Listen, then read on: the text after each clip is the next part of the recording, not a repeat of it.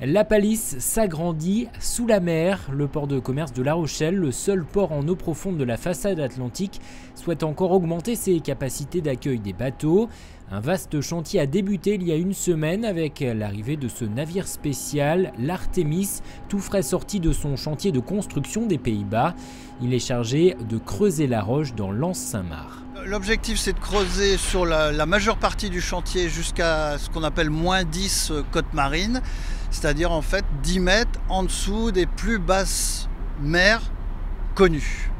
C'est-à-dire pour garantir que quelle que soit la période de la marée, quel que soit le coefficient de marée, on est au minimum 10 mètres de hauteur d'eau. L'Artemis prend appui sur 2 pieux posés sur les fonds. Le navire pivote autour de ses axes. Il est équipé d'un cutter à dents chargé d'attaquer la roche calcaire. Et à l'intérieur de ce cutter, il y a une bouche d'aspiration qui permet d'aspirer les matériaux et de les refouler grâce à 3 pompes à travers la conduite flottante qu'on peut voir, et puis vers la conduite terrestre et vers la zone de dépôt.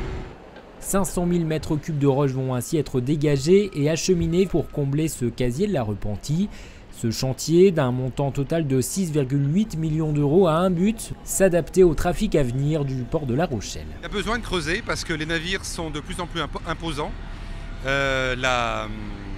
L'économie mondiale fait qu'il y a un intérêt à la massification du transport des marchandises, donc à l'augmentation de la taille des navires. Et donc les navires ont des tirants d'eau de plus en plus profonds. Malgré les évolutions des marées au fil des jours, ils auront plus de facilité encore à rentrer dans le port. Une cinquantaine de personnes sont mobilisées pour ce chantier. L'Artemis doit travailler 24 heures sur 24, 7 jours sur 7, jusqu'à la mi-mai.